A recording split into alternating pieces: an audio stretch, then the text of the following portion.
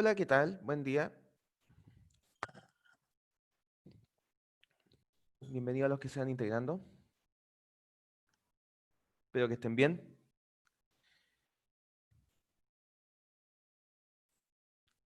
Vamos a ver.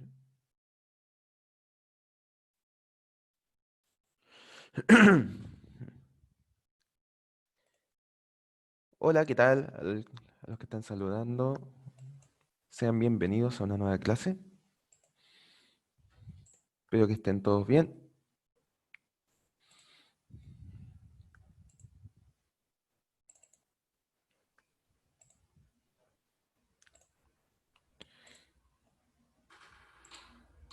Ya, antes de partir la clase el día de hoy, yo no sé si hay alguna duda o consulta de lo que hemos visto hasta la clase anterior.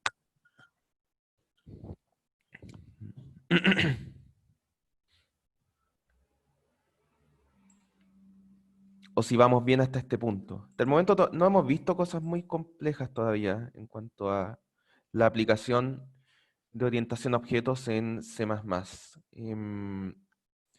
Básicamente, lo único relativamente nuevo que hemos visto hasta ahora es el hecho, vamos a empezar a compartir la pantalla, de que en C++, primero, cuando tú haces una instancia de clase, eh, a diferencia de Java, que esa instancia de clase se almacenaba siempre en memoria dinámica, en C++ depende de lo que tú quieras hacer, si esa instancia de clase se va a ir a memoria dinámica, a memoria estática o simplemente al stack, dependiendo del contexto. En fin. Y el otro tema es el concepto de destructor, ¿cierto? Que fue creo que lo último que conversamos la clase pasada, que esta libertad que tiene el programador de generar elementos en memoria dinámica cuando él desee, viene acompañada con una responsabilidad, y esa responsabilidad es liberar la memoria cuando se deje de usar. Y el encargado de liberar la memoria en C++ es el destructor, ¿ya? Que es un elemento que no existía en Java, perdón, porque en Java existía el recolector de basura. ¿Ok? Entonces, hasta este punto, fuera de esos pequeños detalles, es que no se me está yendo ninguno, la verdad que los conceptos que ya habíamos visto en Java se aplican en su mayoría en C++. ¿Ok? Entonces, insisto, no sé si hasta este punto hay alguna pregunta, alguna consulta. O si van entendiendo bien hasta acá.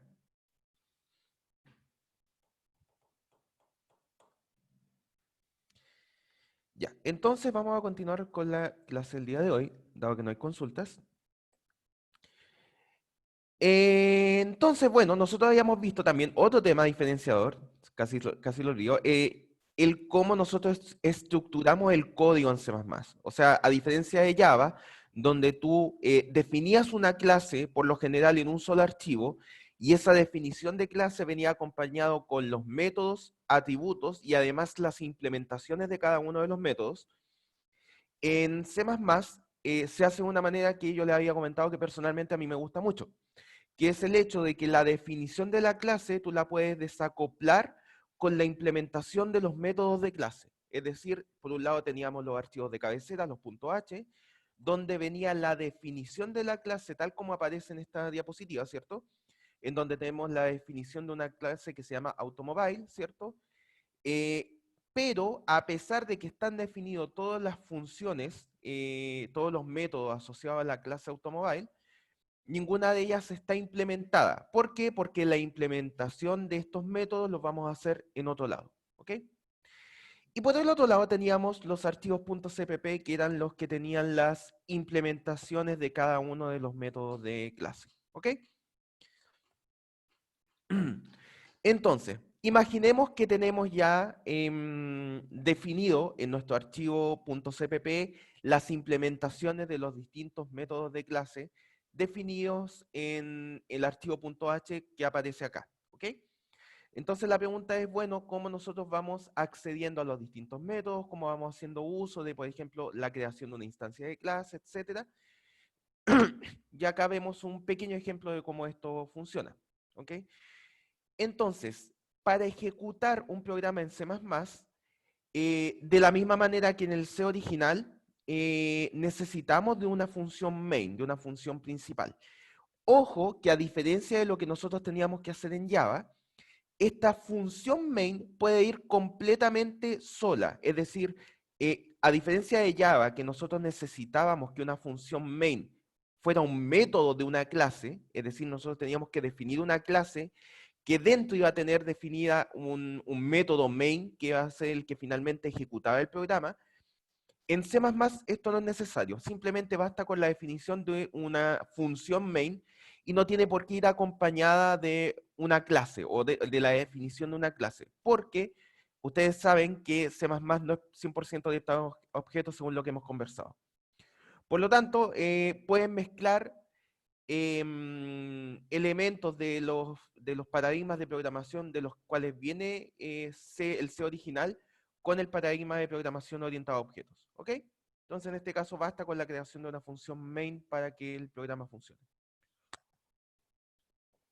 Dicho esto, veamos cómo sería un ejemplo muy básico de lo que podría ir dentro de un main. ¿Ok? Entonces, en este caso, fíjense que estamos creando una variable llamada myCar, que es de tipo automobile. ¿Ok? Esto funciona exactamente igual que cuando tú creas una variable de tipo entero, ¿cierto? Una variable de tipo flotante, etcétera. Esto lo que está haciendo es crear en el stack de esta función una variable, ¿ok? Que es de tipo automobile. Por lo tanto, esta de acá en particular no es una referencia. Esta variable de acá representa el objeto, la instancia de clase automobile. ¿Ok? Por lo tanto, a partir de este punto podemos utilizar la variable myCar como un objeto. No es necesario que hagamos ni un new ni nada en este punto. Simplemente la utilizamos porque ya myCar es un objeto. Por lo tanto, nosotros podemos acceder a cualquiera de los métodos definidos dentro de la clase automobile. En este caso, por ejemplo, si vamos a la definición, vamos a devolvernos, vemos que hay un método que se llama setNumDoors, en este ejemplo. Por lo tanto, podemos acceder a través de la variable que hemos creado, que es un objeto de automobile, podemos acceder a este método. ¿Y cuál es la notación para acceder en este caso? Bueno, es sencilla. Simplemente ponemos el nombre de la variable, punto, el método que queremos acceder, que en este caso es setNumDoors. ¿Ok? Por lo tanto, en este caso, a partir de esta instancia de clase, estamos utilizando el método setNumDoors que pertenece a la clase automobile. Muy parecido a lo que habíamos visto en Java. Simplemente, lo único que varía acá es que a diferencia de lo que pasaba en Java, que nosotros necesitábamos crear un objeto en memoria dinámica, en este caso no. La variable myCar es un objeto propiamente tal, no es una referencia y está en el stack de la función main. ¿Ok? De ahí en adelante, podemos acceder, como les digo, a cualquiera de los métodos definidos dentro de la clase automobile. En este caso, al método input, al método display, en fin, podemos ir accediendo a cada uno de los métodos disponibles en este caso. ¿Ok? ¿Hasta acá hay alguna consulta?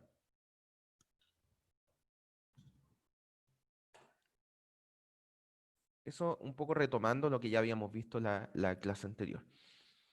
Entonces, bueno, como yo les había mencionado en clases anteriores, el cout, ¿cierto?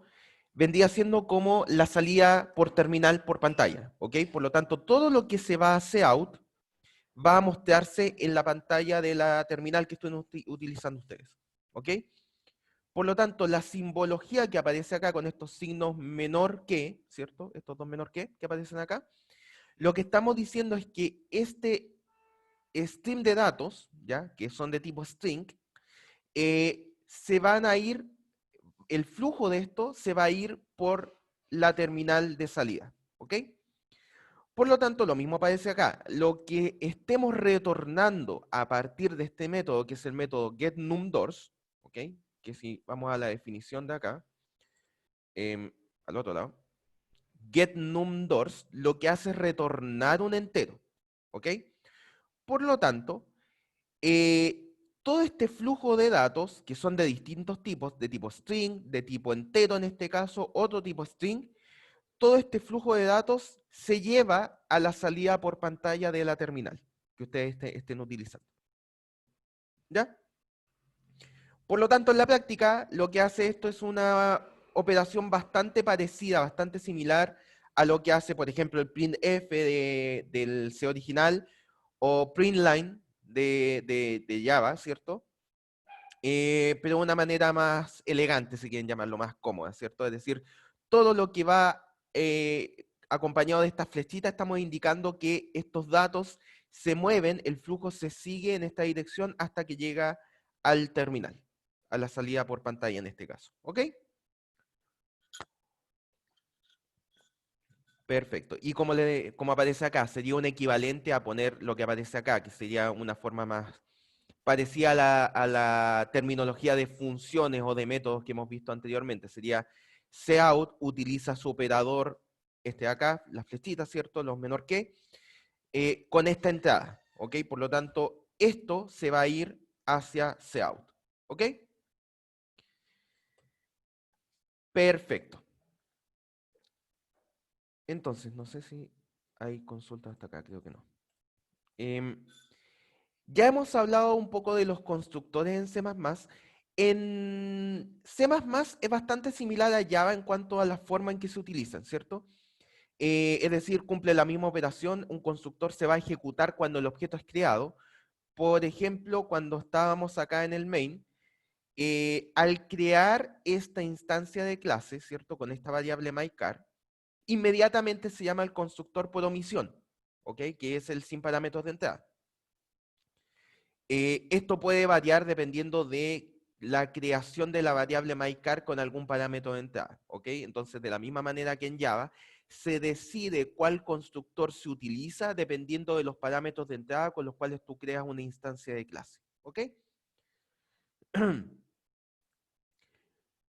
Eh, por lo tanto, como dice acá, un constructor se ejecuta cuando el objeto es creado, es decir, tan pronto es definido en el programa, ¿ok? Si es una variable, un objeto global, esto se va a producir antes de que la función main sea incluso ejecutada.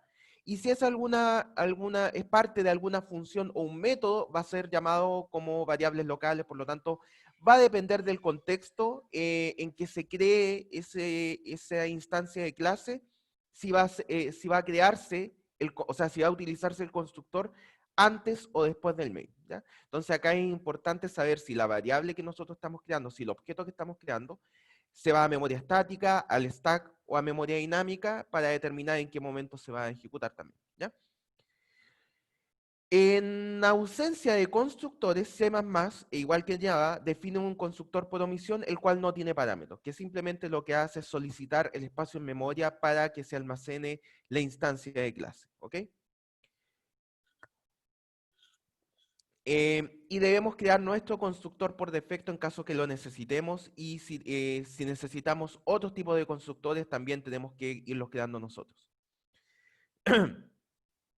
Si por ejemplo nosotros creamos un arreglo en C, que los arreglos en C++ son exactamente iguales, la anotación es exactamente la misma, en este caso estaríamos creando un arreglo perteneciente a la clase point, por lo tanto, cada uno de los elementos del arreglo pertenece a la clase point, en este caso son 50.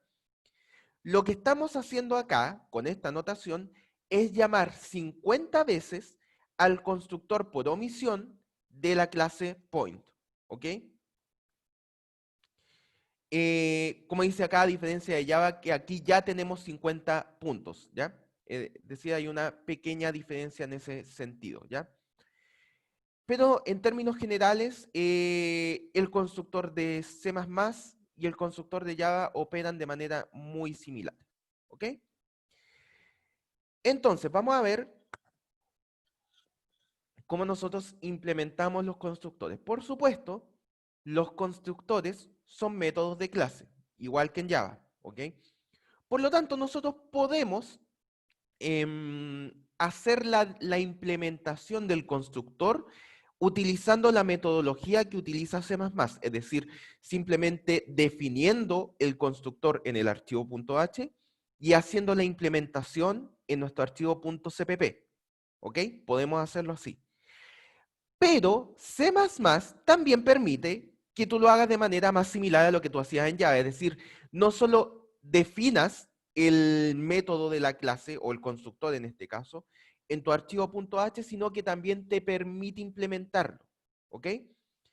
Y eso es lo que se llama una implementación inline. ¿Ok? Que es lo que aparece acá. Es decir, cuando tú defines tu clase, tú también puedes optativamente em, generar la implementación de ese método o de ese constructor inmediatamente en conjunto con la definición de la clase. ¿Ok? Ahora, ¿por qué se le da un nombre especial a esto? La verdad es que el hecho de que tú crees una implementación inline genera un comportamiento dentro de C++ un tanto distinto en cuanto a ejecución de código. ¿Qué es lo que pasa? Cuando tú defines una función en C, ¿ya? Por un lado está la definición de la función que queda en un sector de memoria, y luego viene la implementación que queda en otro sector de memoria, ¿ya? Por lo tanto, cada vez que tú llamas una función, vas a su definición y de ahí te diriges a donde se encuentra la implementación, ¿ok? Por lo tanto, si tú tienes, qué sé yo, tres llamadas distintas a la función, ¿cierto? Tú te vas a la definición y vas generando espacios de memoria distintos donde se está ejecutando la implementación de la función, ¿ok? Por lo tanto, ese movimiento que hay de ir a la función, a su definición, y luego moverse al espacio en memoria donde está implementado, tiene un cierto delay, ¿ok? Cuando tú defines una función, un método inline, la verdad que la implementación de la función va a ir en exactamente el mismo espacio en memoria que donde está definida la función. ¿Ok? Esto, por supuesto, tiene ventajas y ventajas. ¿Cuál sería la ventaja? Que el hecho de que la implementación de tu método esté en el mismo espacio en memoria donde está la definición, quiere decir que tú no tienes este delay de moverte al espacio en memoria donde está la implementación, porque está la implementación inmediatamente a continuación. ¿Ok? Por lo tanto, funciona un poco más rápido, ¿ya? El hecho de que tú tengas la implementación inmediatamente después de donde está la definición del método.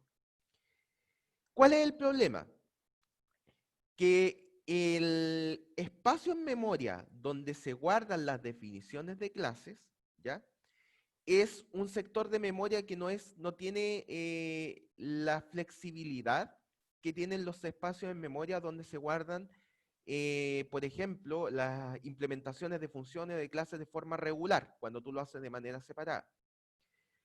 Entonces, puede ser que si la implementación de tu método, de tu constructor, es muy grande, sea un problema porque cada vez que tú cargas tu clase, tienes que cargar al mismo tiempo la implementación definida en ese método, ¿ya? Por lo tanto, eso puede generar que sea contraproducente, que en vez de que estés ahorrándote tiempo, porque la implementación de tu método es muy grande, en vez de ahorrarte tiempo, estés generando mayor tiempo de ejecución porque estás cargando muchas cosas en memoria que todavía no necesitas, ¿ok? Entonces tiene estas dos caras de la moneda. Entonces, ¿en qué se traduce esto? Se traduce en que la implementación de una función o de un constructor inline vale la pena hacerlo solo cuando tienes implementaciones de métodos o de constructores sencillas, como las que aparecen acá. Entonces, es normal, por ejemplo, que los constructores tengan implementaciones inline, porque la verdad que los constructores hacen cosas sencillas. Cuando tú creas un objeto, por lo general, lo único que hace el constructor, insisto, por lo general, es inicializar los atributos privados, ¿ya? Entonces, cuando tú tienes cosas de ese estilo, vale la pena que tu método o tu constructor en este caso tenga una implementación inline. Cuando ya tienes más cosas más complicadas que esa, la verdad que vale la pena separar el constructor y llevarlo a un archivo aparte. ¿Ok? No sé si queda claro el concepto de inline y en qué sentido vale la pena trabajar con métodos inline o pasarlo a un archivo aparte. No sé si hasta acá hay consultas o si están muy perdidos, Yo no chicos. entendí. Profe, yo no entendí Ujú. eh, cuál es la finalidad de usarlo. El inline, Sí. ya. Como te dije, va por un tema, la finalidad de utilizar inline es por temas ¿cómo se llama?, de rapidez de ejecución, ¿ya? Porque, insisto, cuando tú separas la definición de una clase con perdón, la definición de un método con su implementación, se van a ir a sectores de memoria distintos. Recuerda que cuando tú incluyes un archivo de cabecera a tu código, eso se carga inmediatamente, ¿ya? En tu código, por lo tanto, se carga en memoria cuando lo estás ejecutando, inmediatamente. Sin embargo, cuando tú tienes estas cosas separadas, si la definición está cargada antes en memoria, la implementación va a ser cargada después, ¿ya? Cuando tú la necesites utilizar. Es decir, tú vas a ir al espacio en memoria donde está la definición del método, vas a decir, esta definición tengo que acceder a este otro espacio en memoria para usarla, ¿ya? Por lo tanto, eso tiene un tiempo, ¿ya? Tiene un tiempo de demora, y si tienes muchos métodos que están definidos de esa manera, puede ser que el tiempo de demora de ir accediendo a distintos espacios en memoria por cada uno de esos métodos sea notorio. Sobre todo si estás trabajando en sistemas que tienen poco nivel de procesamiento, ¿ok? Entonces tú, ¿cómo salteas esa dificultad? Lo que haces es simplemente la implementación del método la generas en la misma definición de la clase. Y eso es lo que se llama una implementación inline. Entonces, en la misma carga de memoria va a tener la definición de tu método y la implementación. Por lo tanto, tú dices, quiero utilizar este método, y la implementación viene inmediatamente abajo en memoria. ¿Ok? Por lo tanto, tú no tienes que irte a otro sector de memoria a ver dónde está cargada la implementación y utilizarla. ¿Ok? Está ahí mismo. Por lo tanto, ese pequeño delay que tú ibas a ir juntando, no lo tienes. ¿Ya? Ah, ya, ya. ¿Ya? Entonces, claro, eso es una ventaja porque lees inmediatamente la implementación del método. Pero ¿cuál es la desventaja? Que todo eso se carga inmediatamente en memoria porque está en el archivo de cabecera. ¿Ya? Entonces, si tú tienes métodos que son muy complicados, que tienen muchas líneas de extensión, estás cargando todo eso inmediatamente en memoria.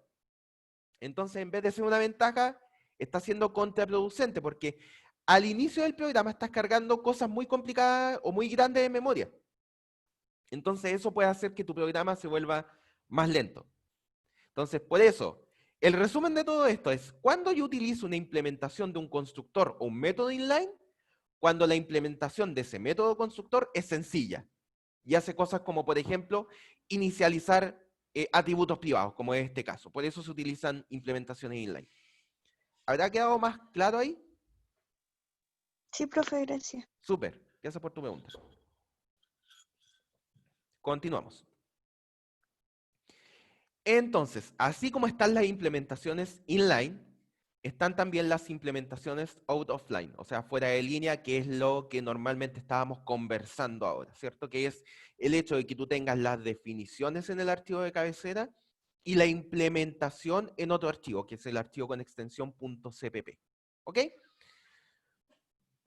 Entonces, independiente de la estrategia que tú utilices, sí o sí, todos los métodos de la clase tienen que ser declarados, es decir, el prototipo, ¿cierto? La definición de cada método, dentro de la definición de la clase. Es decir, tú no puedes definir métodos en tu archivo .cpp. Puedes implementarlos, pero la definición sí o sí tiene que ir en tu archivo de cabecera. ¿Ok?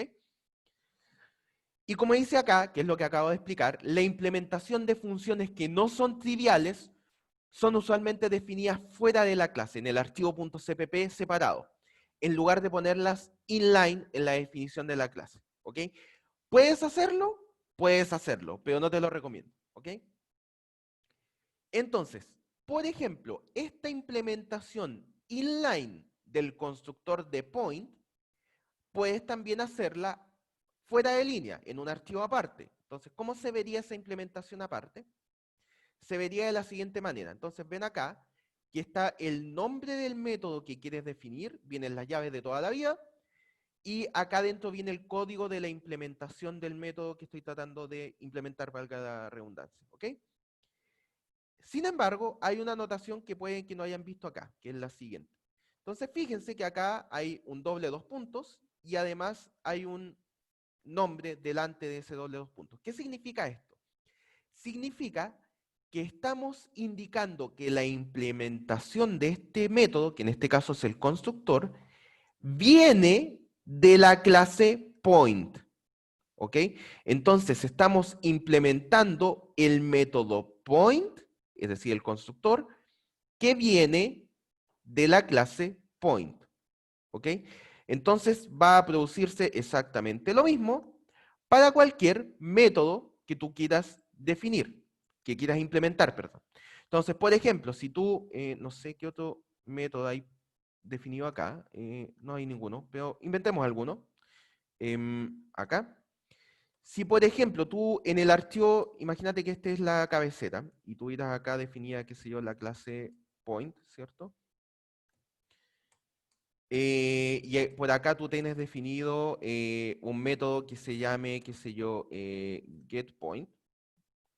¿Ok? Va, esto debería retornar algo, qué sé yo, entero. Entonces, esta de acá sería el archivo de point.h, ¿cierto? Entonces, nuestro archivo point.cpp debería, para yo implementar este método, debería ser algo como lo siguiente.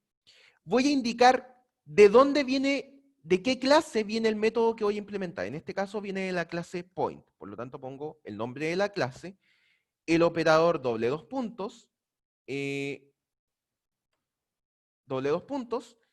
luego viene el nombre del método que quiero implementar.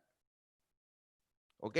Y luego hago la implementación como si fuera una función cualquiera. ¿Ok? En este caso, qué sé yo, hagamos, imaginando que esto tiene un atributo privado, qué sé yo, private, int x, qué sé yo, return x, por decir algo.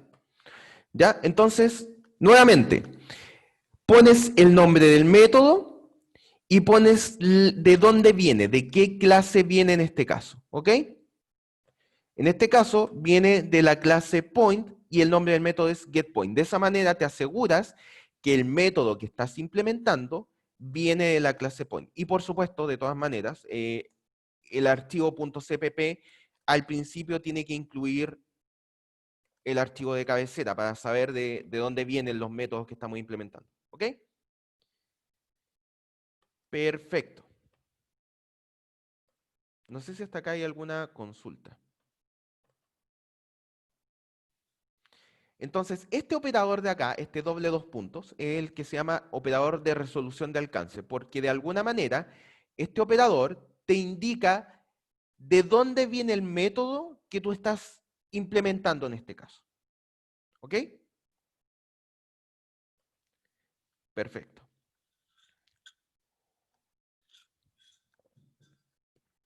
Entonces, vamos a seguir conversando de algunos elementos que se pueden implementar en la definición de clases en C++.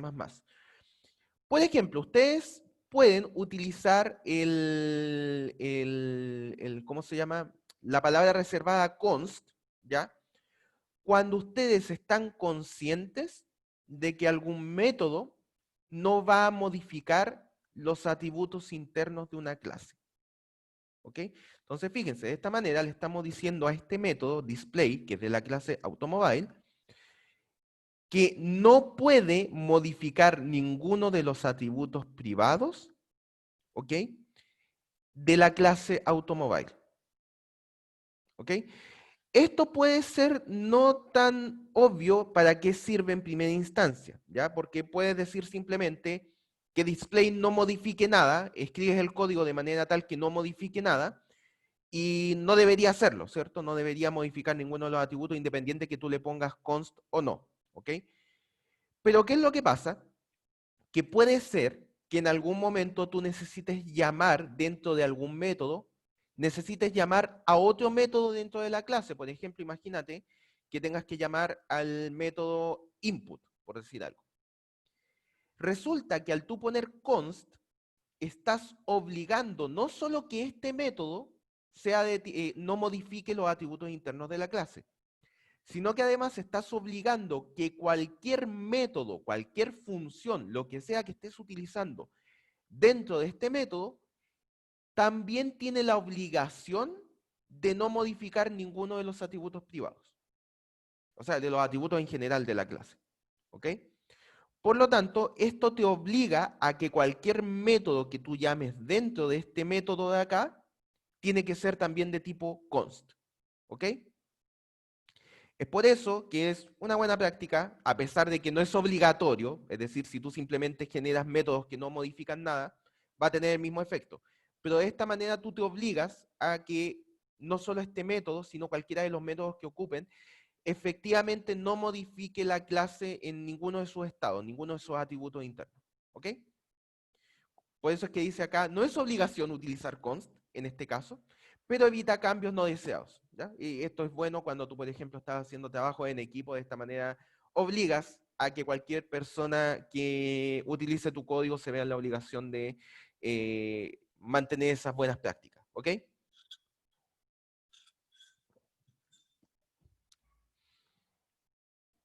Entonces, ahora, ¿qué pasa si nosotros le ponemos const a un método? El const solamente tiene que ir, es necesario que vaya en la definición del método. Entonces, cuando tú lo implementas finalmente en tu archivo .cpp, no es necesario que repitas el, ¿cómo se llama? El, ¿cómo se llama? Perdón, ¿qué pasó acá? ¿Hay algo raro?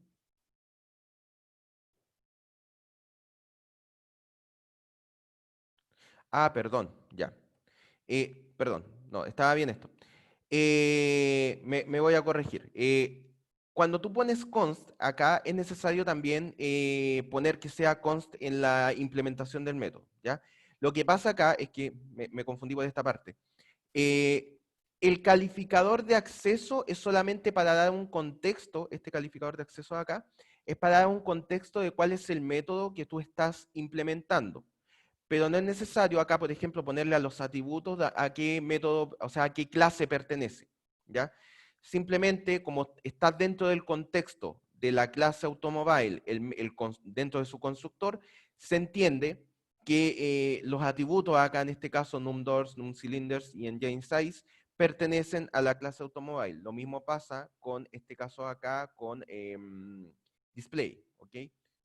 Por lo tanto, cuando tú quieres implementar los métodos definidos en un punto H, tienes que darle el contexto a través del calificador de acceso de dónde provienen los métodos que estás implementando, pero no así con los atributos internos que vas a utilizar. ¿Ok? Entonces, de esta manera se va a ver una implementación de los métodos de, por ejemplo, en este caso, la clase automobile. ¿Ok?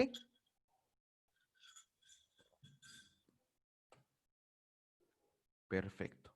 No sé si hasta este punto hay consultas, dudas. Los veo un poco callados y eso me preocupa, chicos. No sé si se está entendiendo hasta este punto la materia.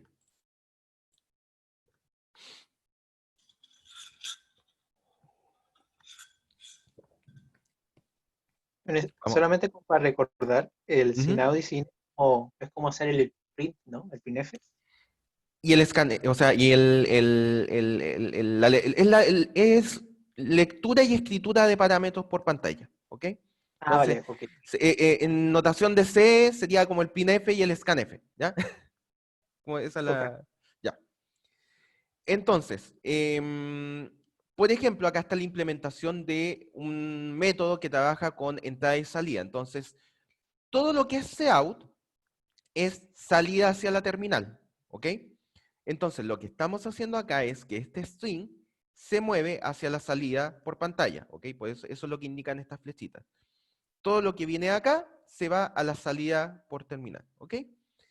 Y el sein lo que hace es el efecto contrario. Leo desde la terminal y lo llevo a alguna variable. Entonces, en este caso, lo que proviene de la entrada por terminal se va a esta variable. ¿Ok? Entonces, en este caso, leemos algo por pantalla y lo asignamos a la variable make, en este caso. tanto cout como coin son objetos, como dice acá, predefinidos y corresponden a la salida y entrada estándar correspondientemente. ¿Ok?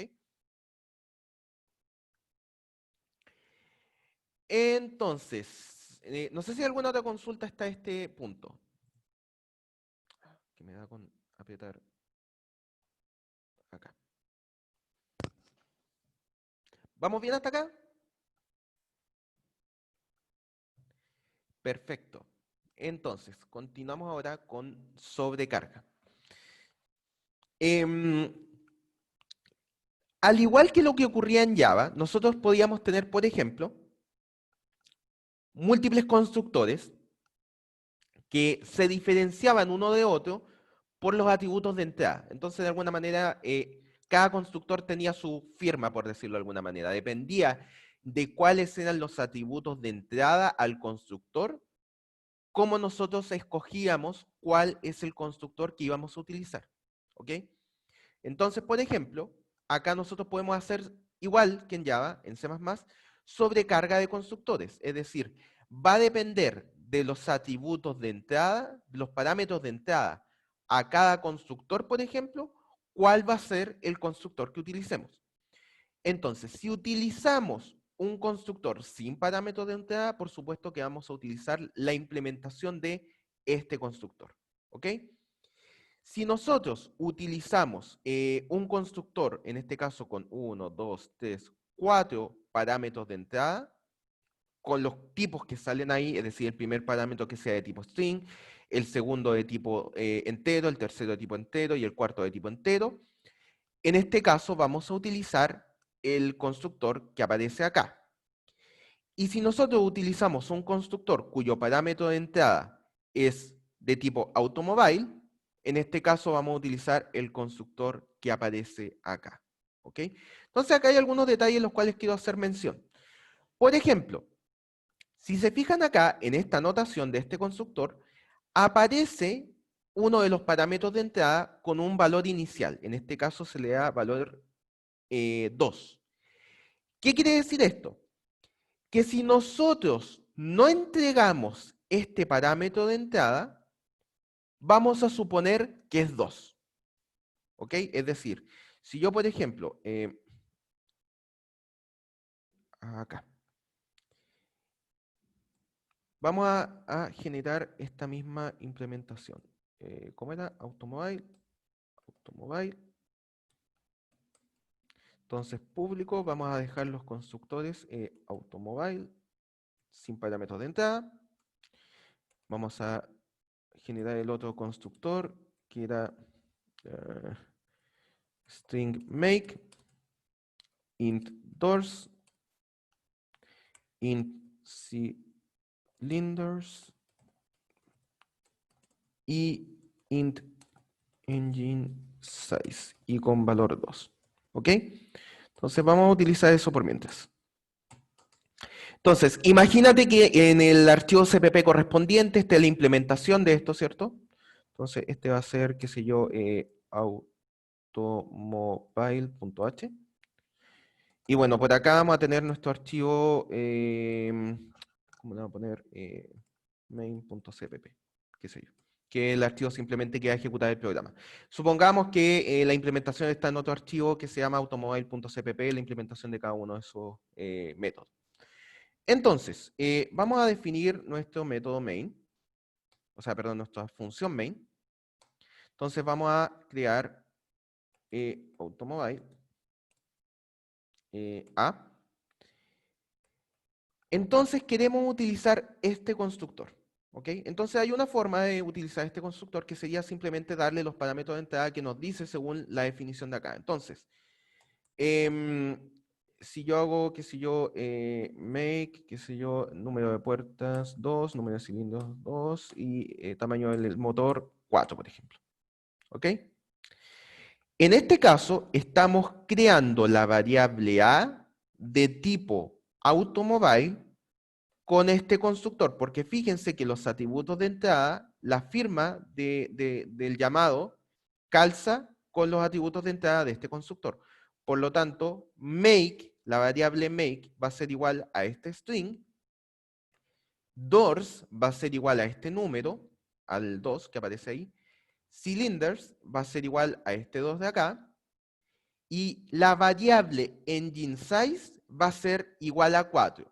¿Por qué? Porque en este caso yo estoy especificando este atributo de entrada, que es 4. ¿Ok? Por lo tanto, engine size vale 4. Sin embargo, como yo puse esta notación, también es válido poner lo siguiente. ¿Ve? Entonces, vamos a poner make 2, 3, 3. ¿Ok? Entonces, fíjense que esta llamada de acá también calza con este constructor. ¿Por qué? Porque si nosotros no entregamos el último parámetro de entrada, este constructor supone que tiene un valor dado que es 2. ¿Ok? Que es engine size igual 2. Por lo tanto, vamos a utilizar este constructor que va a tener entonces la variable make va a tomar este valor, el string make 2. Doors va a tomar valor 3. Cylinders va a tomar valor 3. Y como no entregamos por entrada el valor del último parámetro, que es engine size, en este caso engine size va a tomar el valor que nosotros le damos por omisión, que es 2. ¿Ok? Perfecto. Entonces esa es la primera cosa que quería mencionar de esta notación. ¿Ok?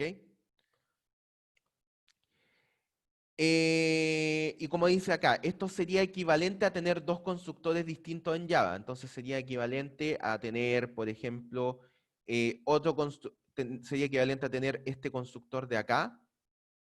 Y nosotros en la implementación poner engine size igual 2. Y además tendríamos que tener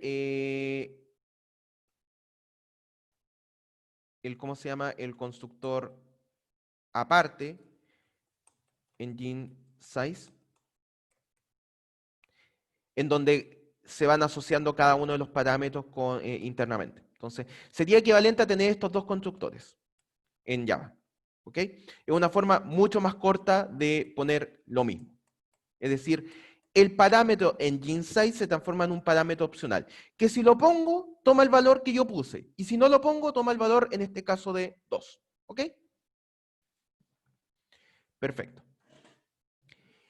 Y en este caso, lo que estamos pasando por parámetro de entrada al constructor, ¿ya? Es un alias, que esto lo vimos en la clase anterior, un alias de A, de lo que le estemos pasando por entrada de tipo automobile. Por lo tanto, estamos diciendo que lo que estamos pasando por entrada, en este caso, corresponde a exactamente el mismo elemento que nosotros pasemos por entrada. No sé si ese concepto se entiende bien, voy a tratar de clarificarlo un poco. Si, por ejemplo, nosotros hacemos esto, B, ¿ok? Lo que estamos haciendo es lo siguiente. Vamos a definir acá arriba ese constructor, automobile, const automobile.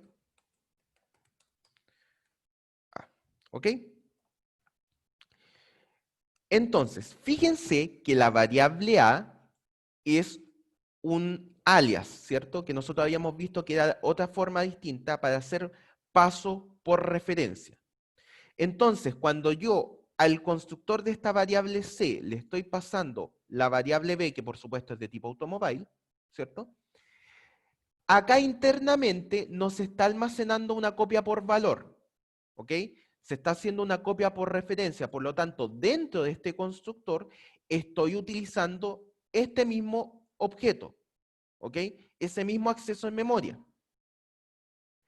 Ahora, al ponerle const adelante, que es lo que estamos diciendo acá, estamos diciendo que a pesar de que estoy pasando un objeto por referencia, es decir, no estoy haciendo una copia por valor solamente, no podemos modificar de ninguna manera este objeto. ¿Ok? Por lo tanto, estamos pasando este objeto por referencia, pero no podemos modificarlo. Entonces, en la implementación, acá adentro, no podemos hacer, por ejemplo, a punto, qué sé yo, doors igual 5, suponiendo que se pudiera hacer esto, ¿ya? No, no podemos modificar ninguna de las cosas que pertenecen a este elemento que estamos pasando. ¿Ok? Y acá esto lo escribí mal, pero se entiende la idea, creo. ¿Ok? Entonces, como dice acá, significa que el valor de A, de lo que estamos pasando por pantalla, o sea, por entrada, no puede ser modificado en la implementación. Eso es lo que estamos diciendo acá. ¿Ok? No sé si hasta acá hay alguna duda. Bueno, acá hay algunos ejemplos, de hecho. Acá, por ejemplo, creamos un objeto asociado a la variable myChar, ¿cierto? myChar, que en este caso llama al constructor por omisión, al constructor por default. En esta segunda variable, nosotros estamos llamando al segundo constructor, ¿ok? Porque fíjense que calza la firma del constructor con el llamado que estamos haciendo acá. Y en este caso, en particular, en el tercero, estamos utilizando el constructor, que en este caso sería un constructor que vamos a utilizar para copia, en este caso en particular, porque estamos llamando al constructor con otra variable de tipo automobile. ¿Ok? Perfecto. Entonces, estas son las invocaciones de constructores que están sobrecargados. ¿Ok? Y por supuesto, en otro lado va a venir la implementación. ¿Ok? Entonces, fíjense que la implementación va de la siguiente manera. Nuevamente, para implementar en nuestro archivo .cpp, primero tenemos que indicar a qué clase pertenece el método que vamos a implementar a través del operador de alcance, ¿cierto? Entonces, vamos a implementar el constructor llamado automobile que pertenece a la clase automobile. Y en este caso le tenemos que indicar cuáles son los parámetros de entrada del constructor que vamos a implementar. Y ojo acá, como dice en este caso, no es necesario poner el igual 2, ¿ya? Porque ya se puso en la definición, por lo tanto en este caso no es necesario. Y luego acá viene la implementación. Entonces, la variable, la primera variable de entrada va a ser asociada, por ejemplo, a la variable interna make, la segunda variable va a ser asociada con un doors y así con cada una de estas. Entonces, lo que está haciendo este constructor es simplemente inicializar los atributos internos de la clase automobile con lo que nosotros le vamos dando por entrada. ¿Ok?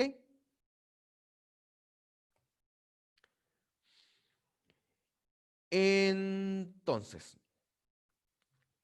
puede darse el caso, fíjense que acá, los parámetros de entrada tienen nombres distintos a los parámetros internos, los atributos internos definidos en la clase. Pero puede darse que por facilidad de notación, nosotros pongamos a los parámetros de entrada los mismos nombres que los atributos internos. ¿Ok? Puede darse eso. Entonces, al igual que en Java, hay una forma de diferenciar de a qué variable o a qué atributo nos estamos refiriendo cuando hablamos, por ejemplo, de num_doors, en este caso. Si el parámetro de entrada, vamos a poner un ejemplo acá. Si yo, por ejemplo, defino acá una implementación en mobile.cpp, vamos a utilizar esta implementación, esta definición de acá, perdón. Mobile.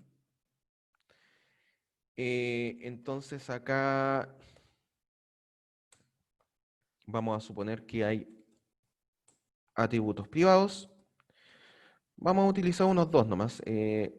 String make y qué sé yo, entero doors. ¿Ok? Entonces y acá vamos a utilizar make y doors. Solo por dar un ejemplo. Entonces fíjate, acá los atributos privados tienen nombre make y doors, por dar un ejemplo. Y los parámetros de entrada para este constructor tienen el mismo nombre, make y doors, exactamente el mismo nombre. Entonces, si nosotros intentamos hacer esto, doors igual doors, por ejemplo, C++ se enreda porque no sabe si en este caso te estás refiriendo a doors de parámetro de entrada o a doors de atributo interno. ¿Ok? Entonces, C++ tiene una forma, al igual que la que tenía Java, para especificar a qué nos estamos refiriendo. ¿Ok? Y al igual que en Java, tenemos la palabra reservada this. ¿Ok?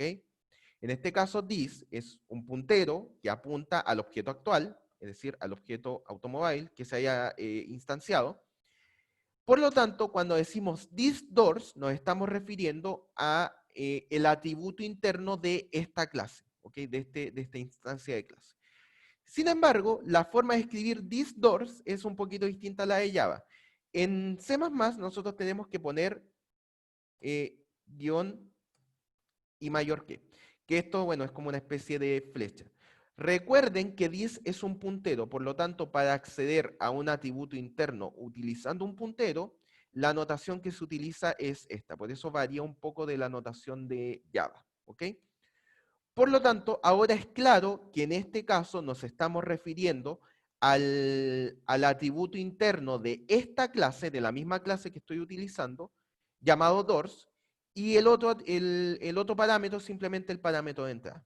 Por lo tanto, ahora no hay conflicto, indicando con la palabra reservada this. ¿Ok? Y como dice acá, en Java esto era this punto, el nombre del atributo, en este caso es this flechita, el nombre del atributo. ¿Ok? Perfecto. ¿Hasta acá hay alguna consulta? Díganme porfa, chicos, si están muy perdidos hasta este punto. Hay varias sutilezas en la notación de C++ que pueden ser un tanto enredadas, así que por favor díganme cómo van. O díganme si van bien, por favor. Voy bien. Van bien por acá, maravilloso. ¿Quién más? Alguien que esté perdido.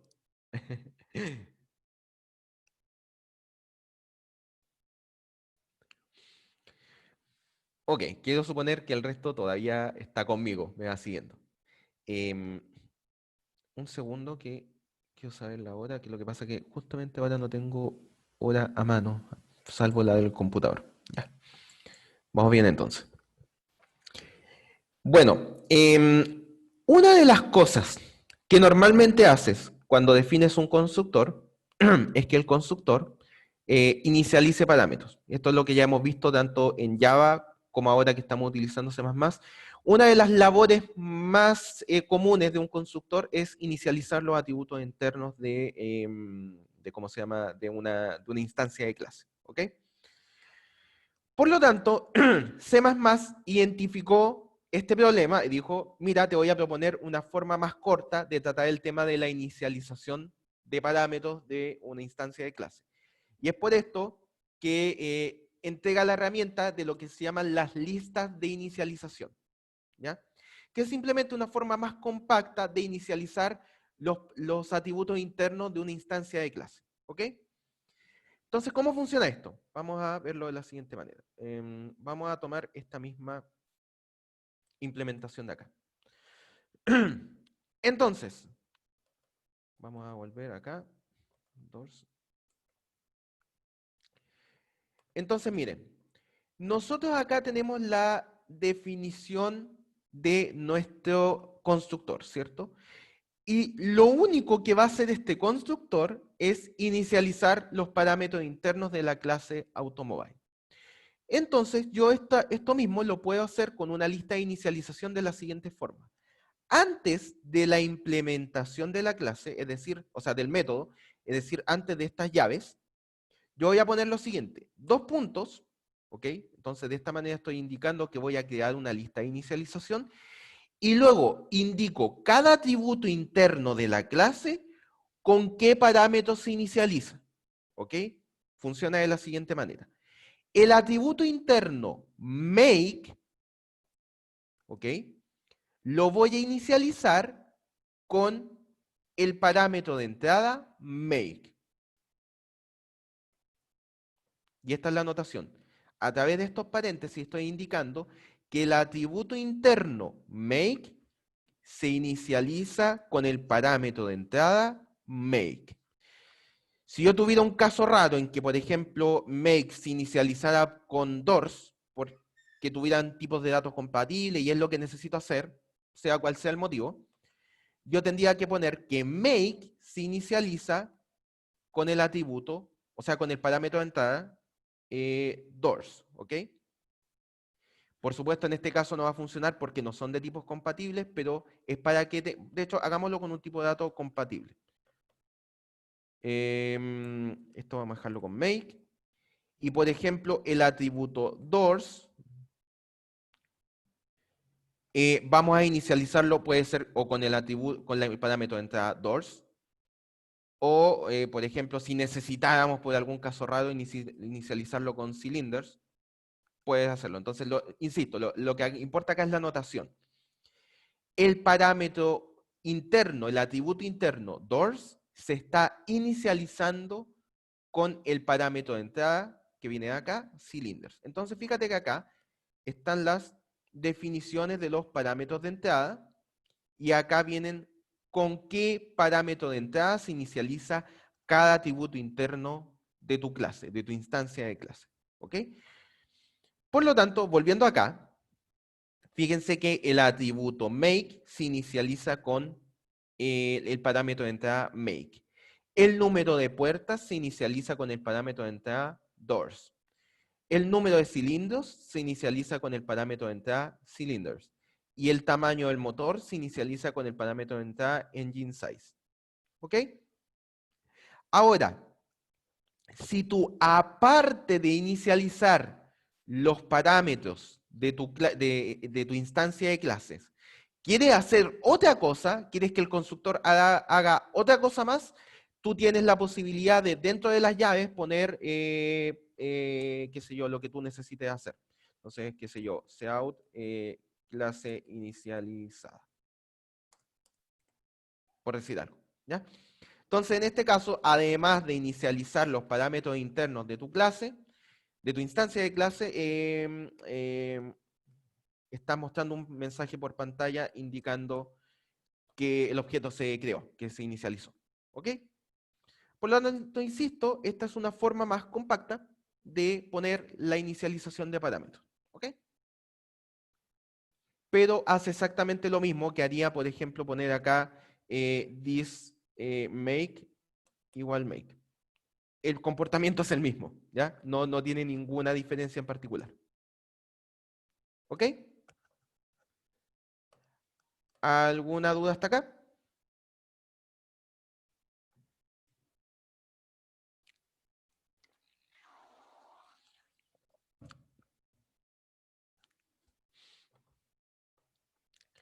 Ahora, como dice acá, un pequeño detalle es que esta forma de inicializar parámetros es una forma obligada cuando tienes atributos constantes, es decir, cuando pones atributos de tipo const, es decir, que no pueden modificar su valor inicial. ¿Ok? Entonces, de esta manera tú lo inicializas con una lista de inicialización cuando tienes atributos con const. ¿Ok? Entonces, hasta acá hemos visto varias cosas que más o menos hemos visto equivalentes en Java. Sin embargo, el tema de los destructores puede ser un tema un poco nuevo. ¿Ok? A pesar de que un equivalente en Java de un destructor sería el método finalize, que la verdad que hoy día está prácticamente obsoleto, y como les digo, prácticamente no se utiliza, ¿ya? Porque el recolector de basura hace la labor que debería hacer el destructor en C++, ¿ok? Ahora, ¿qué es un destructor? Es un elemento que nos permite, que se encarga de hacer todas las operaciones que debería hacer C++ al momento de liberar de memoria un objeto, ¿ok? Como dice acá, el destructor se invoca de forma automática justo antes que el objeto sea inaccesible para el programa. Esto puede deberse a que, por ejemplo, el contexto del objeto se termina. Por ejemplo, si define un objeto dentro de una función y cuando termina la función se llama el destructor. O si, por ejemplo, liberas a través ¿cómo se llama? De la liberación de memoria del objeto, también produce que se invoque al destructor, ¿ok? En este caso, los destructores no tienen parámetros de entrada y también se llaman, al igual que los constructores, se llaman igual a la clase y llevan este signo como prefijo para indicar que estamos hablando del destructor, ¿ok? Y la implementación es exactamente igual que la del constructor, simplemente tienes que indicar con el operador de alcance a qué clase te estás refiriendo en la implementación del destructor. Y luego viene el nombre del destructor, que tiene que ser el mismo de la clase, y viene la implementación dentro de las llaves. ¿Ok?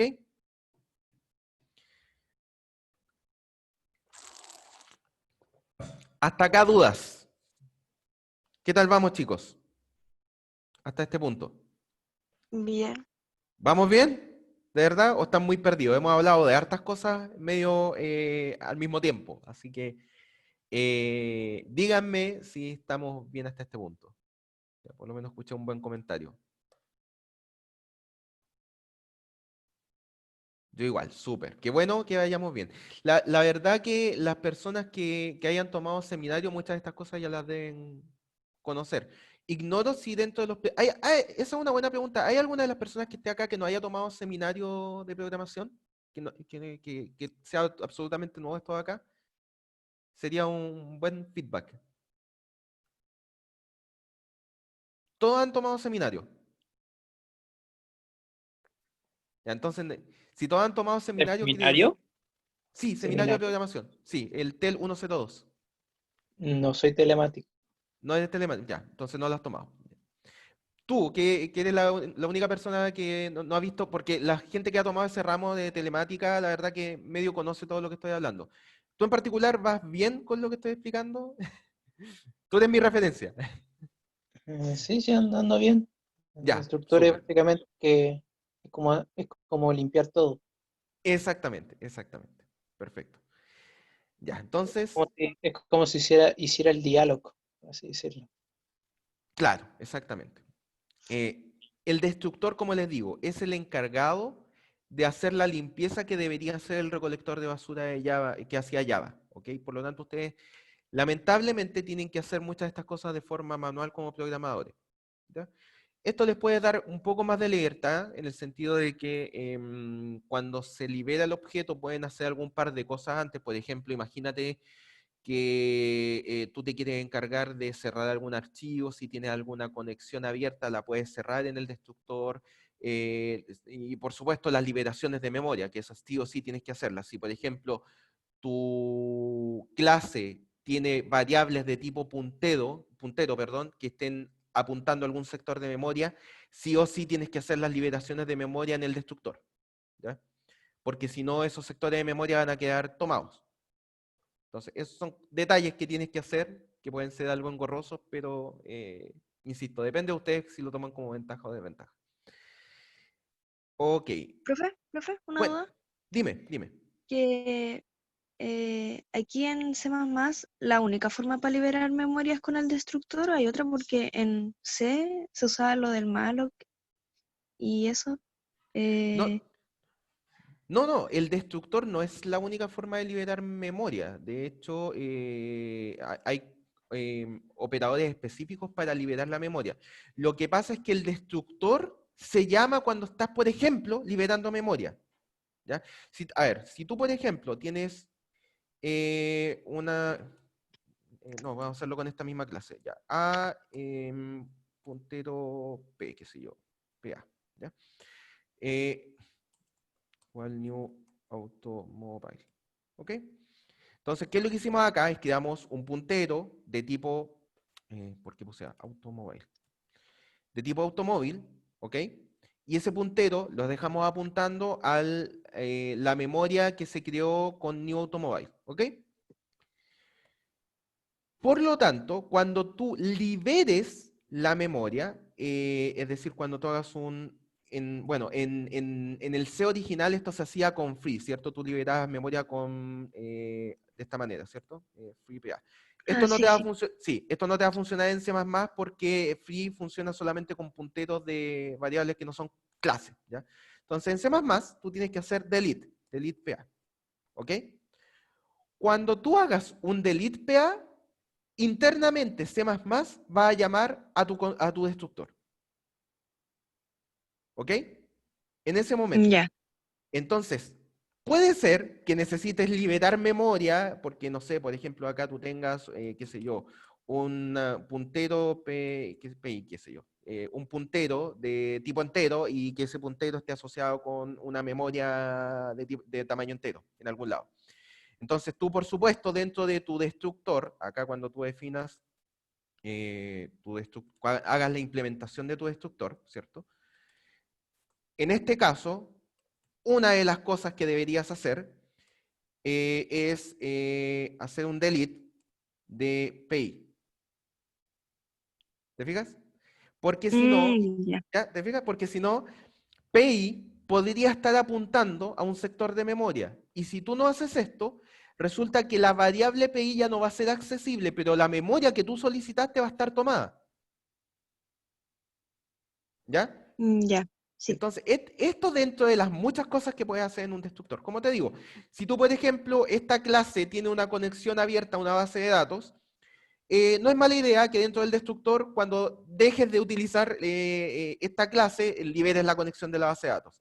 Si abriste un archivo en esta clase, también no es mala idea cerrar el archivo cuando llames al destructor. Si tú, como te digo acá, tienes variables de tipo puntero que pueden estar apuntando a un sector de memoria, en el destructor deberían liberarse. ¿Ya? Estas son las cosas que hace un destructor. ¿Ya? ¿Y cuándo se llaman? Cuando la variable ya no es accesible. Puede ser por un delete, puede ser por el contexto se terminó o por cualquier otro motivo que cause que la variable ya no sea accesible por el programa. ¿Ok? Ya, profe. Gracias. Ya sea a ti por la pregunta. ¿Alguna otra consulta hasta este punto?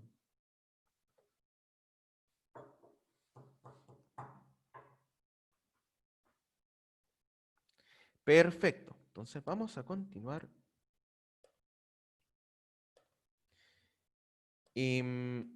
Antes de pasar a esto, quizás sea bueno. ¿Qué pasó acá? No puedo hacer clic ahí sí. Ya. Antes de pasar, antes de seguir con la materia, quiero mostrarles más o menos un ejemplo de un programa típico en C++, muy sencillo.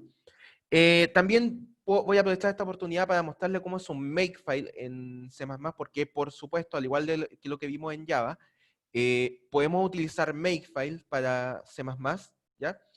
Y de hecho son bastante parecidos a lo que ustedes hacían en Java. Por supuesto, la implementación depende de cómo es el compilador y el comando de ejecución para C++, pero en cuanto a la estructura del makefile es prácticamente la misma. ¿Ok? Entonces vamos a hacer lo siguiente. Vamos a acceder acá a la carpeta donde tengo este ejemplo. Creo que está acá. Ya. Entonces, perfecto. Vamos a borrar todos los puntos O para que se ejecute todo desde el principio. Ok. Entonces vamos a abrir primero los archivos. Esto lo vamos a cerrar. Ahí sí. Y este de acá. Va.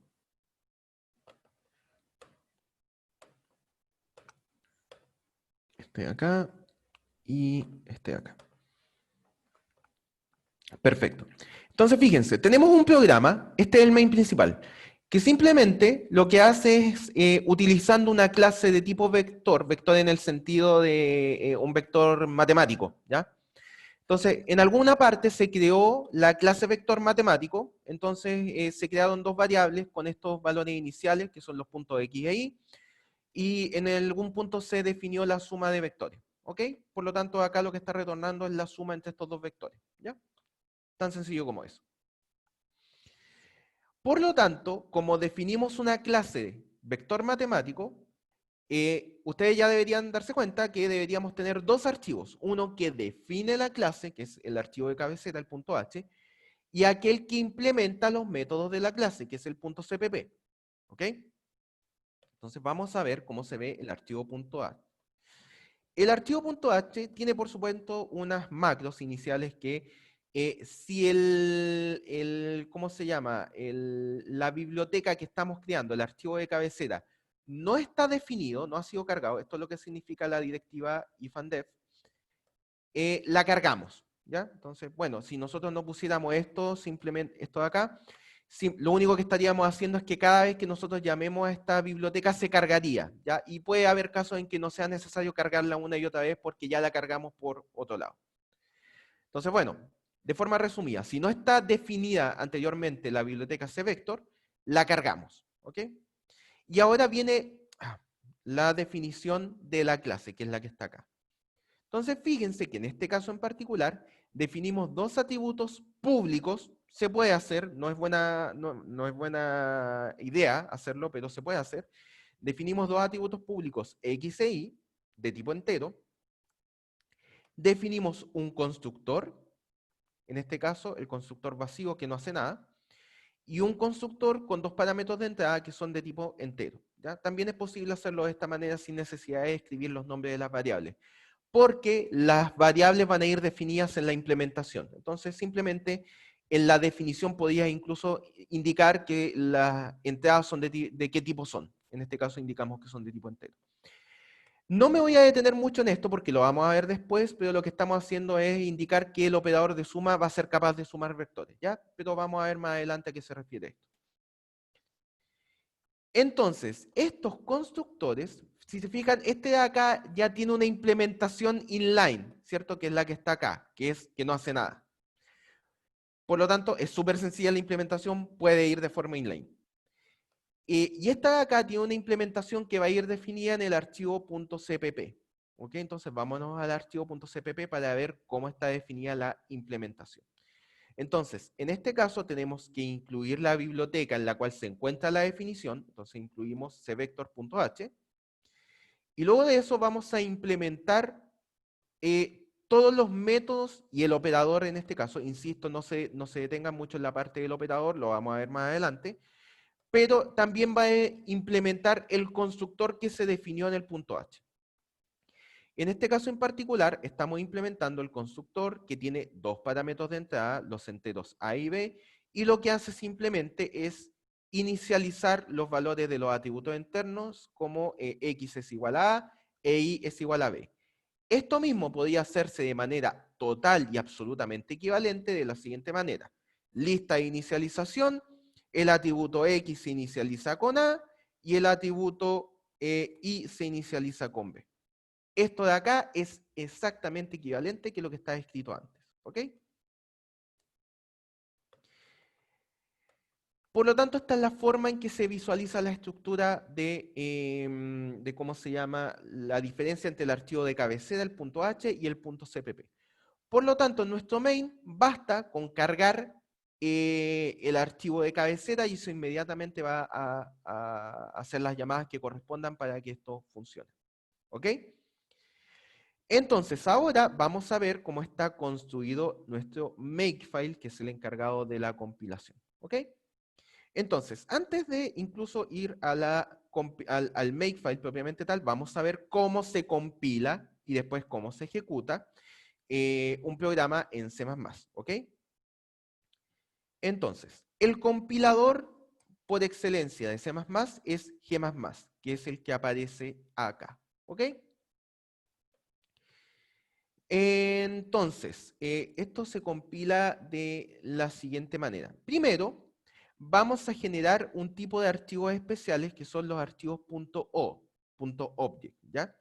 Que son archivos que al compilarse, después van a generar el ejecutable que nosotros podemos utilizar, ¿ok? Entonces, miren, que es lo mismo que aparece acá. Entonces, acá. Fíjense que las directivas de compilación, al compilar, yo voy a generar un archivo .o, que es lo que sale ahí en el makefile. Entonces vamos a hacer lo mismo. Vamos a compilar cvector.cpp.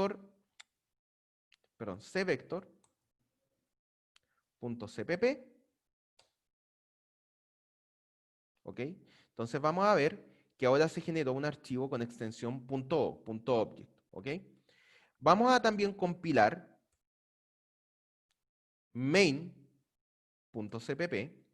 Fíjense que acá la idea es la misma. Vamos a generar a partir de el archivo main.cpp un archivo de tipo object, ¿ya?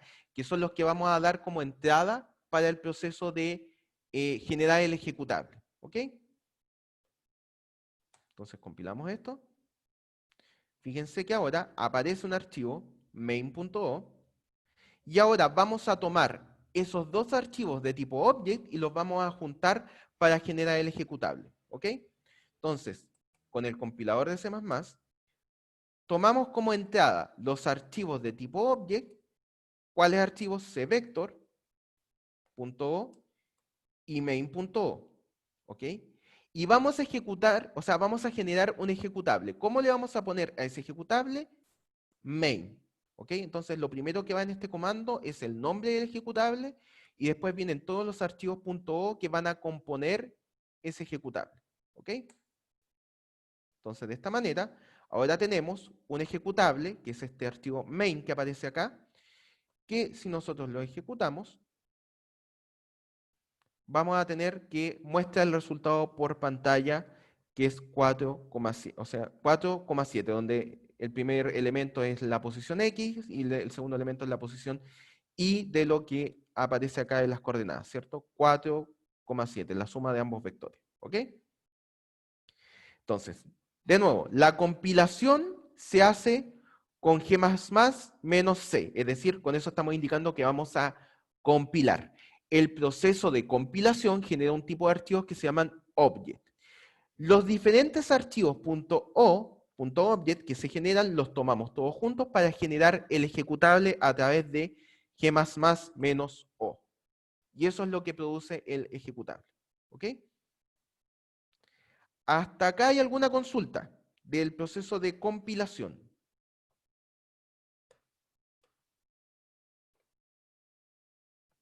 ¿Cómo vamos hasta acá?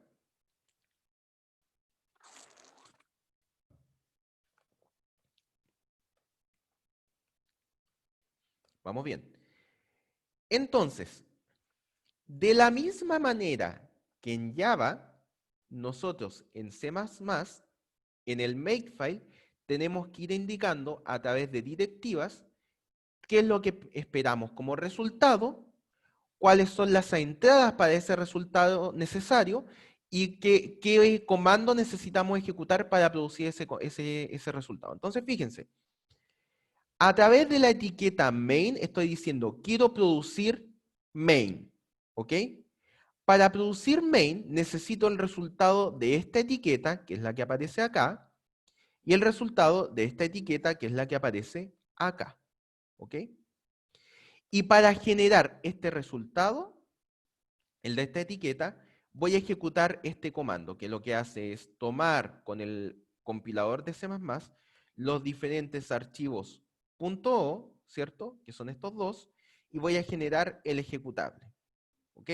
Pero para poder ejecutar este comando, yo necesito ejecutar lo que esté en esta etiqueta, la de acá, y en esta etiqueta, que es la que está acá. Por lo tanto, como estos son requisitos para generar esto, ¿ok? Lo que necesito hacer es ejecutar estas dos etiquetas primero, ¿ok? Entonces, fíjate, cuando ejecutamos esta etiqueta, los archivos de entrada son el main.cpp y el archivo de cabecera cvector.h. ¿Y cómo compilamos en este caso? Indicando G++, compilar main.cpp. ¿Ok? Lo mismo para la etiqueta de abajo. Para generar este resultado, necesitamos estas dos entradas, el archivo .cpp de cvector y el archivo de cabecera. ¿Ya? Y en este caso, ¿cómo compilamos? De la misma manera, G++ menos C para compilar el archivo .cpp. Estos dos ejecuciones de acá van a generar estos dos archivos .o que aparecen acá, Por lo tanto, estos de acá van a pasar como entrada a esta etiqueta de acá, que es la que se ejecuta, la etiqueta main, es la que se ejecuta cuando tú escribes make. Entonces, miren, vamos a borrar manualmente primero para mostrarles simplemente el funcionamiento de esto. Los archivos .o, también vamos a borrar el ejecutable, por lo tanto está esto solamente. Cuando yo escribo makefile inmediatamente identifica que la etiqueta que tiene que ejecutarse es esta. Por lo tanto, al ejecutarse esta etiqueta, voy a ejecutar las dos etiquetas que son necesarias para ejecutar esta de acá, que es main.o y cvector.o. Entonces escribo make, ejecuta todas estas etiquetas, ¿cierto? Por lo tanto, esto ya genera el ejecutable que si yo lo corro, genera el mismo resultado.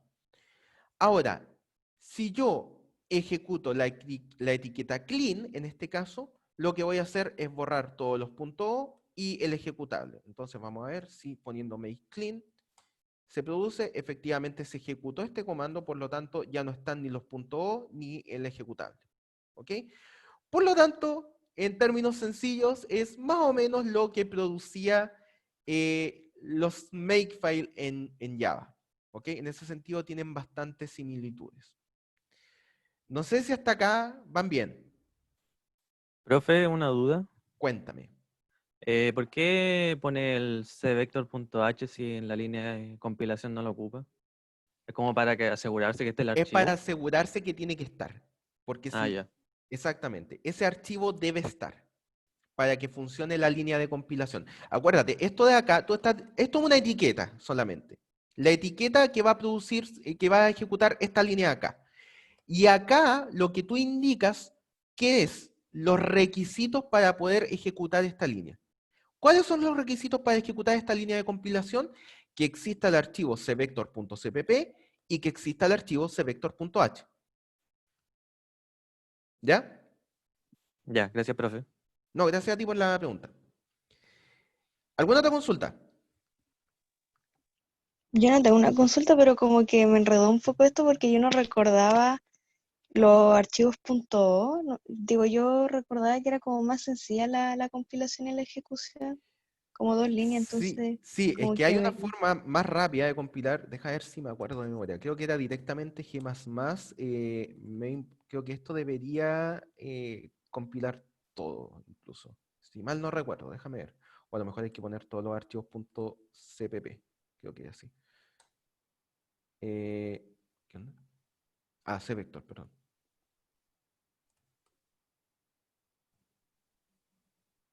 A.out. Y esto creo que es el sí, ejecutable. eso. Sí, sí. ins- Mira, me acordaba de memoria. Sí.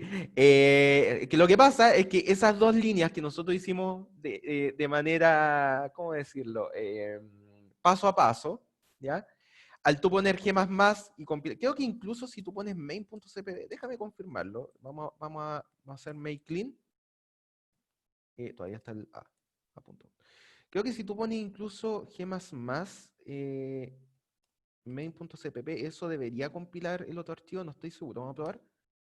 No, necesitas compilar los dos. Entonces, ya, esa es una pequeña diferencia con Java. Necesitas compilar los dos al mismo tiempo. Y eso inmediatamente, al tú poner solamente G++ y los archivos que quieres compilar, eso te genera el ejecutable inmediatamente y te lo genera con el nombre que él quiere. Creo que si tú pones el nombre del ejecutable acá, Y creo que sería si uno ponía menos, digo, eh, guión o y el nombre, algo ahí así. ese era el ejecutable. Ah, perdón, tienes razón, creo que era -o, claro, ese, ahí. Entonces ahora aparece el archivo main, y si tú lo ejecutas produce el mismo resultado, también tienes razón. Sí, efectivamente se puede hacer de manera más sencilla esto, pero la gracia de generar los .o es que cuando tú tienes proyectos muy grandes, compilar una y otra vez puede ser un tanto demoroso, ¿ya? La gracia es que si tú compilas y no hay ninguna modificación en la mayoría de los archivos, salvo algunos pocos, solamente recompila aquellos archivos que necesitan recompilación. Por eso es útil el tema de los puntos. ¿Ya? ¿Necesario es? No, porque ya vimos acá que podemos generar el ejecutable directamente, pero una cosa que se utiliza, ya por lo que te acabo de explicar. Ya, profe. Ok. Acá pregunta, ¿no se puede simplemente poner cvector, cpp en la parte? Sí, sí, o sea, si te refieres al proceso de compilación, lo acabamos de ver acá, ¿ya? Se puede simplemente, para pruebas rápidas, tú puedes simplemente ejecutar este comando y va a funcionar, ¿ya? Pero, por supuesto, es muy buena, esto va a funcionarte perfecto cuando tú tienes 2 de archivos. Pero si tienes un proyecto de 20, 30 archivos distintos, cada uno con su implementación y estar poniendo G++, -O, y toda la tacalada de archivos que tiene, puede que no sea tan bueno. Y puede ser que no necesites compilar todos los archivos en un cierto momento. Entonces, el Makefile se hace una buena herramienta en este sentido. ¿Ya? ¿Alguna otra consulta? Hasta acá. ¿Cómo sería compilación con el Makefile? Tal cual como la vimos recién. Acá están las directivas del Makefile. Por lo tanto, vamos a hacerlo de nuevo. Vamos a borrar este main de acá. Por lo tanto, recuerda, cuando tú tienes la etiqueta main, ¿ok? Cuando tú escribes make en el terminal, inmediatamente se llama a la etiqueta main. De hecho, tú puedes poner directamente make main. Y fíjate que el resultado es lo mismo. Vamos a poner make clean. Y nuevamente voy a poner make para que vean que el resultado es el mismo. ¿Ven? Tanto poner make main ejecuta este resultado, como poner make ejecuta este resultado de acá. Exactamente lo mismo. ¿Ya? ¿Cuál es la gracia? Que cada una de estas etiquetas se puede llamar de manera individual. ¿Ya? Entonces, por ejemplo, vamos a hacer make clean. ¿Ya? Si yo, por ejemplo, solamente quiero compilar esta parte, es decir, solo quiero generar el punto O asociado a la clase vector, yo puedo simplemente poner make cvector.o y fíjate que me ejecuta la directiva que aparece acá, relacionada con esa etiqueta. Por lo tanto, no estoy compilando todo el proyecto, solamente la etiqueta que estoy especificando. ¿Ok? Y si la etiqueta main tuviera otro nombre, ¿se compilaría igual si hago solo make? No. Si yo, por ejemplo, pongo acá, qué sé yo, etiqueta, estoy inventando. Y yo hago, vamos a poner make clean, eso sí va a funcionar. Pero si yo pongo make, sí funciona. Lo guardé bien. Puede ser, mira, acabo de aprender algo. Make de nuevo. Efectivamente llama a la primera, parece que llama a la primera etiqueta cuando no encuentra ninguna por llamada main. Mira, acabo de aprender algo. Yo juraba de guata que esto no funcionaba. Por supuesto, si yo pongo make etiqueta, esto produce el mismo resultado. Eso está claro. Volvamos a cambiarlo. Poner etiqueta bajo, tú dices cambiar la posición. Eso puede ser que genere algún problema. Vamos a probar. Me encantan estas cosas porque ustedes saben que yo también aprendo con ustedes. Entonces, ya, si yo pongo, ya, este es el archivo tal cual como lo dejé. Entonces le cambié nombre a la etiqueta y la moví para abajo directamente. Entonces, si yo pongo make, esto debería tirar algún problema, me imagino. Ejecuta la primera, solo la primera etiqueta. Eso es lo que hace make. ¿Ya? Perfecto. Entonces, si yo muevo esto nuevamente para arriba. Yo juraba de guata que esto funcionaba con main. ¿Ya? Pero fíjense que acabo de aprender algo nuevo. Muchas gracias por, por el conocimiento adquirido ahora. Ya, al poner make toma la primera etiqueta entonces, no solamente aquella que diga main. ¿Ya? Ahora, a ver, hagamos una última prueba. Si yo muevo esto para abajo, y con esto terminamos la clase. Si yo muevo esto para abajo y le pongo main, vamos a ver si toma eso. Yo pongo make. No, siempre toma la primera etiqueta. ¿Ya? Entonces, la primera etiqueta debería ser la principal. Perfecto. Aprendimos algo todos juntos, ¿ya? Cada vez que tú pones make, se ejecuta la primera etiqueta, la primera directiva. ¿Ok?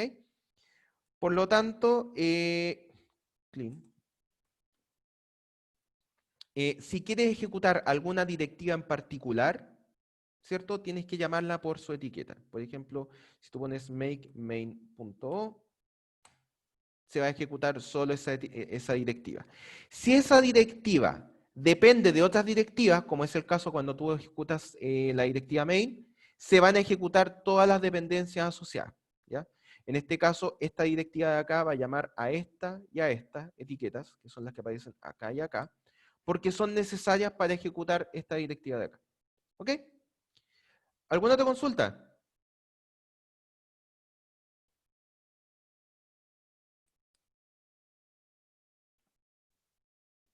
Me gustan las clases donde yo también aprendo, porque me ayuda también a aprender nuevas cosas. Eso, chicos, para ejecutar con el main, ¿cómo sería? ¿A qué te refieres? Cuando tú... con la etiqueta main, ¿cierto? Como acabamos de ver, hay dos opciones. Simplemente ponla al principio, ¿cierto? Y pon make, como en este caso. No, creo que no he guardado. Vamos a hacer make clean. Make. Eso ejecuta todas las directivas. Y si no, la otra opción es simplemente poner directamente el nombre de la etiqueta, make main, ¿ya? Ahora, ¿qué es lo que pasa? Que makefile es inteligente, por lo tanto ya vio que la directiva main ya se ejecutó, ya están ejecutados todos los archivos de la manera más actualizada. Por eso, al yo ejecutar ahora make main, o si yo pongo make, que da lo mismo, me indica que ya está actualizado, que no hay ninguna diferencia con el último make que hice, por lo tanto, no lo vuelve a compilar, ¿ok? Y si ahora quiero ejecutar el programa main, simplemente pongo // y el nombre del ejecutable que se generó, que en este caso es main, y eso me va a mostrar este resultado. ¿Ok? Ahora, recuerden, el ejecutable que se genera es dependiente de la plataforma, por lo tanto yo no puedo tomar este archivo y llevarlo, por ejemplo, a Aragon y esperar que funcione 100%, ¿ya? Puede ser que funcione, como puede que no, ¿ya? Entonces hay que tener cuidado con eso. No sé si con eso contesté la consulta. ¿Sí? Gracias a ti por la pregunta. Si no hay más consultas, dejamos la clase hasta acá y nos vemos la próxima semana, chicos. Que estén muy bien y cuídense harto. Perdón, no es la próxima semana tienen semana libre, así que aprovechen de descansar, por favor. Yo, igual en la semana libre, no los voy a presionar con nada, pero yo estoy abierto a responder consultas si se ponen a trabajar en, qué sé yo, en el proyecto o se ponen a estudiar. Así que, ¿se puede poner una etiqueta como make rank? Por supuesto, hagámoslo, de hecho. Run. Esto depende de que se ejecute de la etiqueta main, ¿cierto? Debería ser así. La etiqueta main. Y esto, ¿cómo lo ponemos? ¿Funcionará esto? Main. Debería ser algo así. Make clean. Make run. Efectivamente, funciona. Entonces, esto ejecuta el comando, ¿ya? Y esta directiva, como depende de main, ¿sí? O sea, creo que hay una forma más limpia de ver esto, pero la verdad que siempre se me olvidan los comandos de memoria para el makefile. Lo voy a revisar para la próxima clase a ver si hay una forma mejor de poner esto. Pero por lo menos esto funciona, ¿ya? Así que eso. Ya, chicos, nos vemos entonces a la vuelta de sus mini vacaciones. Descansen harto, aprovechen este tiempo y nada, yo estoy a disposición de resolver todas sus dudas o consultas de lo que necesiten, ¿ya? Cuídense harto, chicos, que estén bien. Chao, chao. Chao, profe. Chao, nos vemos. Que estén bien. Chao.